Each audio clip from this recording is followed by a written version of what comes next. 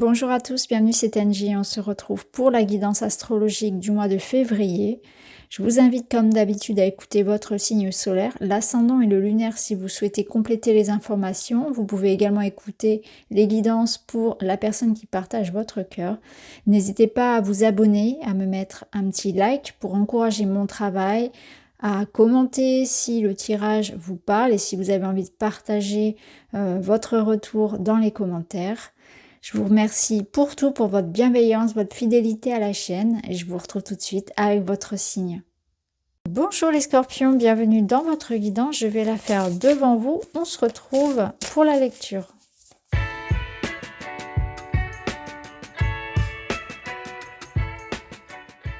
Voilà, allez, on est parti. J'ajouterai d'autres cartes plus tard. On va regarder déjà vos énergies générales. Alors, on a une réussite. Ici, avec le chariot, on voit qu'il y a une percée, il y a une avancée. Il y a l'idée de dépasser ses peurs, ses doutes, ses hésitations et de se lancer. Et si vous faites ce mouvement-là, si vous vous donnez l'occasion de sauter le pas, vous allez voir la victoire au bout. Donc avec le chariot, on se concentre sur ce qu'on a envie de voir grandir, de réussir, d'entreprendre.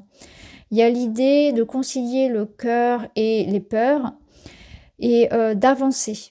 Donc il y a une belle percée. Ça peut représenter concrètement dans la matière, ici cette notion peut-être de déménagement, de changement important, de voyage, d'entreprise, de mutation, d'évolution. Il y a quelque chose qui bouge, qui évolue.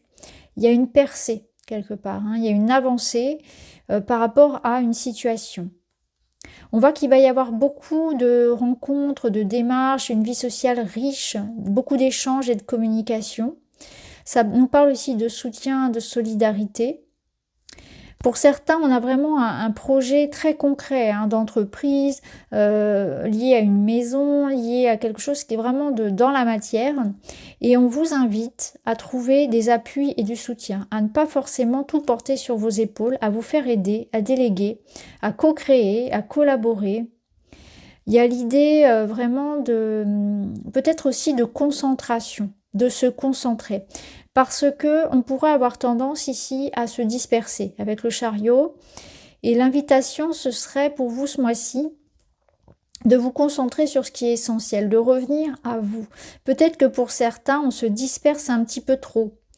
En termes de ce que l'on dépense, en termes de ce que l'on fait de son temps, ce qu'on fait de son énergie, du temps qu'on donne aux autres et par rapport à celui qu'on garde pour soi. Vous voyez, l'idée d'accepter peut-être beaucoup aussi de choses, de responsabilités sur son dos. Attention à ça. Là, il y a quand même l'idée d'une vigilance par rapport à un épuisement. Attention à ne pas vous épuiser. Attention à ne pas tout porter sur vos épaules. Attention à ne pas tout faire en individuel, quelque part. Et à donner des limites, à vous donner des limites à vous-même, de ne pas être complètement en roue libre, mais aussi vis-à-vis de l'extérieur, c'est-à-dire de savoir dire non quand c'est nécessaire. Alors, au niveau matériel, vous avez le travail, l'investissement, l'endurance. Là, on fournit des efforts, on travaille et on est exactement là-dedans. Donc, on voit que vous allez être dans une énergie vraiment très intense de construction, de travail, d'énergie à donner pour quelque chose que vous souhaitez construire. On a des collaborations, on a l'idée d'entreprendre quelque chose. Donc, ça peut être ça. Ça peut être vraiment l'idée de construire dans la matière un projet, de collaborer dans le travail, d'intégrer une équipe. Un projet qui vous demande du temps et de la concentration, du travail.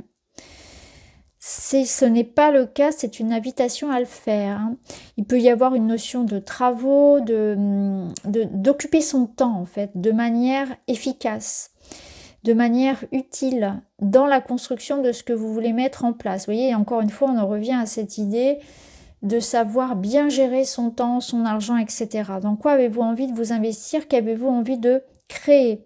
De voir s'expanser dans les mois prochains. Clairement, c'est ça. Là, il est temps de se recentrer sur ce que vous voulez créer, d'y mettre du temps, de l'argent, un investissement personnel et de rester persévérant, de rester endurant. C'est-à-dire, c'est pas j'y vais une fois et puis voilà, c'est fait. Non, c'est vraiment le travail, comment dire, que l'on va faire de manière constante. Voilà, il y a une constance à avoir dans les efforts si l'on souhaite aboutir à son projet, peu importe le projet, hein. Donc là, on voit que ça vous demande quand même beaucoup de temps, beaucoup d'énergie, peut-être d'argent pour certains, je ne sais pas, ça dépend de ce que c'est, ou de vigilance, de prudence, je pense aussi de rigueur. Voilà, cette notion de rigueur, cette notion de patience, cette notion de savoir s'adapter, surtout si on doit travailler avec les autres.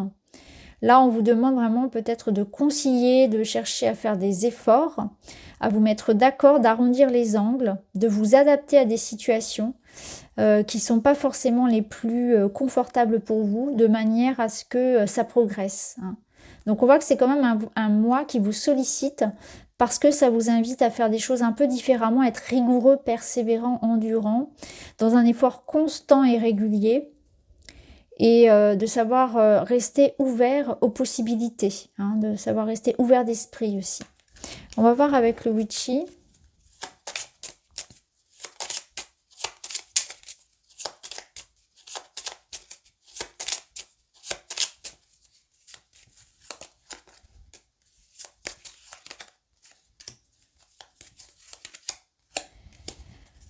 Ok.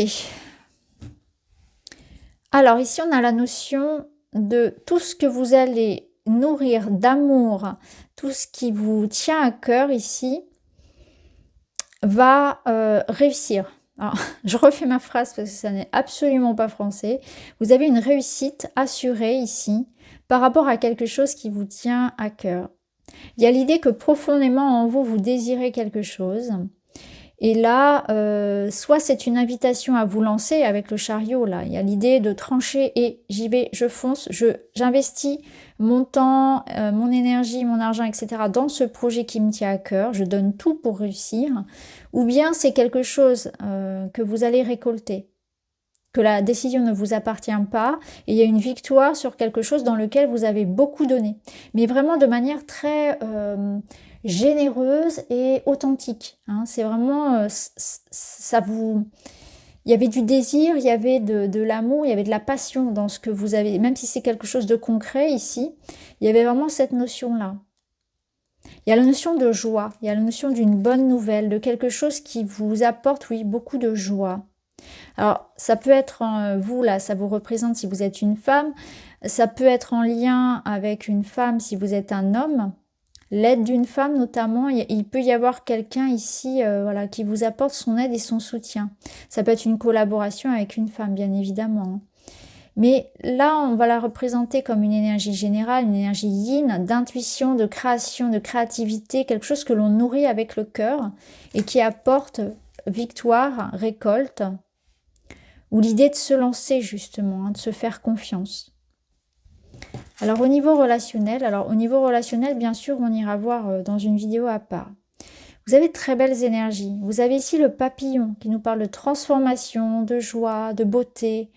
On a envie peut-être de se transformer physiquement, de prendre soin de soi, de se refaire une beauté, donc de changer sa garde-robe, de coiffure, de changer son hygiène de vie, de se sentir bien dans sa peau. On sent qu'on le fait pour soi. C'est comme si les changements que vous avez vécus à l'intérieur, devaient se ressentir ou se ressentir à l'extérieur. Peut-être qu'on va vous dire tu as changé.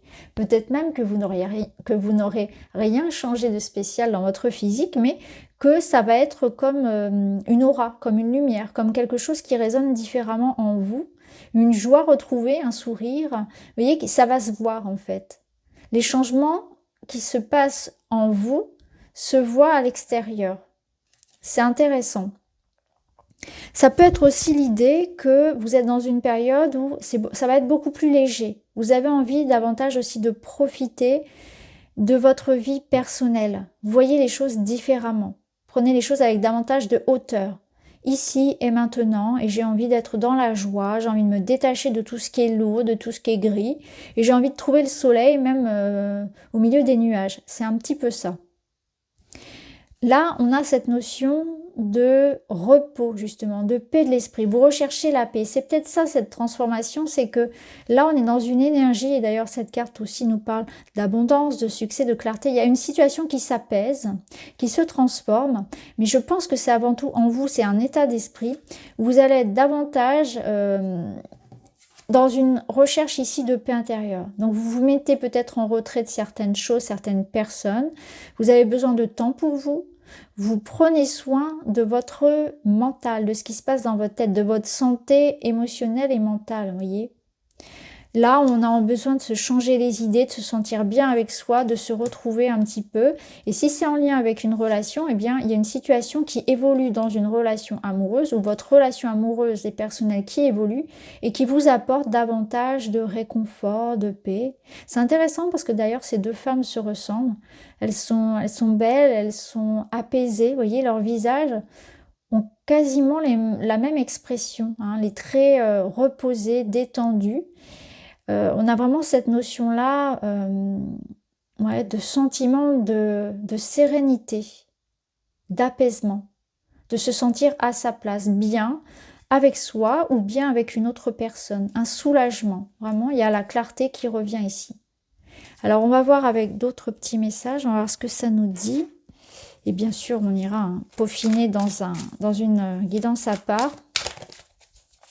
Transformation et lumière, en tout cas de ce côté-là. Là, on vous parle de rencontres, d'espoir, de nouvelles relations, d'ouverture, de jeunesse, d'avancée positive. Bon, bah c'est ça. Hein. Donc ça peut être, cette transformation, ce papillon-là, ça peut être une nouvelle personne qui entre dans votre vie, une nouvelle relation, quelque chose de léger, un renouveau dans une relation. Beaucoup d'espoir aussi qu'on mise sur un nouveau projet, sur une nouvelle vie, sur une nouvelle page de sa vie. Hein. On sent que vous avez envie de renouveau. Vous avez envie de passer à autre chose, aussi bien, comme je vous l'ai dit, dans votre côté plus esthétique, mais aussi dans votre état d'esprit. C'est ça qui va surtout changer les choses. Donc, une belle avancée positive, en tout cas, de côté relationnel. Et là, on avait quoi? Défi à relever par rapport à une dépendance. Quelque chose semble insurmontable, ne rien lâcher. Oui, il y a quelque chose qui semblait peut-être compliqué pour vous et vous allez réussir à vous détacher. Vous allez réussir à dépasser un sentiment de blocage, d'être rattaché à quelque chose qui vous plombe. Alors ça peut être une ex-relation, ça peut être une problématique matérielle, ça peut être une problématique ancienne, un traumatisme, une blessure, peu importe. Une dépendance affective ici qu'on travaille.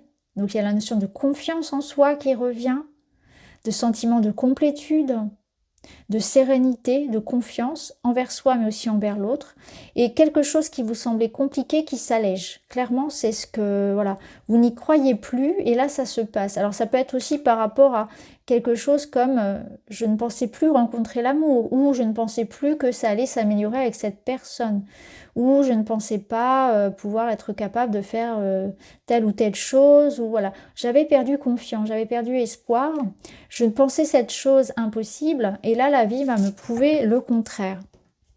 Alors la finalité de votre mois, le thym, donc c'est une invitation à vous écouter, à être en conscience de ce qui se passe dans votre corps, dans votre tête, de vos besoins, de vos désirs, de ce qui est important de conscientiser, d'être présent à vous-même, vraiment, d'être ici et maintenant.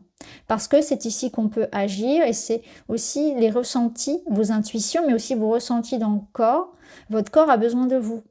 Je pense aussi que là, c'est l'idée de se détacher de certaines choses du passé et de ne pas s'angoisser pour l'avenir. Là, on vous invite vraiment à exprimer ce que vous avez à dire. Il y a quelque chose que vous devez dire, faire, communiquer, faire des démarches aussi. Ça peut être ça peut être aussi un message qui vient à vous, une communication importante. En tout cas, la communication, l'expression, les écrits seront importants pour vous, les contrats, etc. et auront un impact. Que ce soit vous l'émetteur ou que ce soit quelque chose que vous receviez. Le feu, c'est l'énergie de l'été, c'est l'énergie de l'action, de la confiance et de l'énergie. Donc là, on sent que vous reprenez confiance, qu'il y a quelque chose qui se rallume, que ce soit le désir, l'optimisme, la motivation. On est dans l'action, on est dans l'audace, dans la construction, vraiment dans quelque chose qui se rallume. Il y a comme un moteur, en fait, il y a vraiment une énergie qui vient et qui vous permet d'agir. Et là, on vous dit l'empathie. Donc là, l'empathie, elle vous parle des émotions, les vôtres et celles des autres également.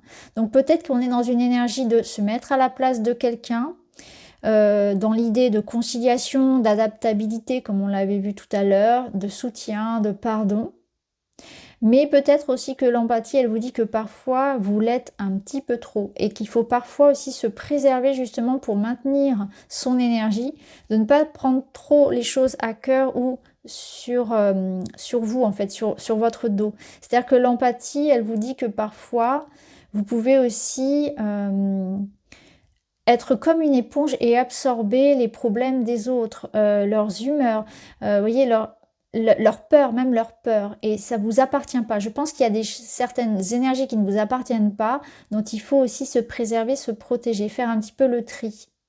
Et de ne pas se laisser, entre guillemets, bouffer par les problèmes des autres, par leur mauvaise humeur, etc. Vous voyez, préservez-vous aussi un petit peu votre espace pour retrouver votre paix, la maintenir.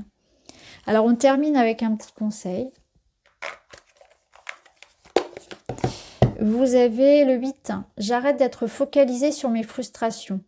Pour éviter la colère en moi ou la violence envers les autres, je considère la frustration comme un tremplin, un apprentissage. Pour gagner en force, j'adapte un autre état d'esprit.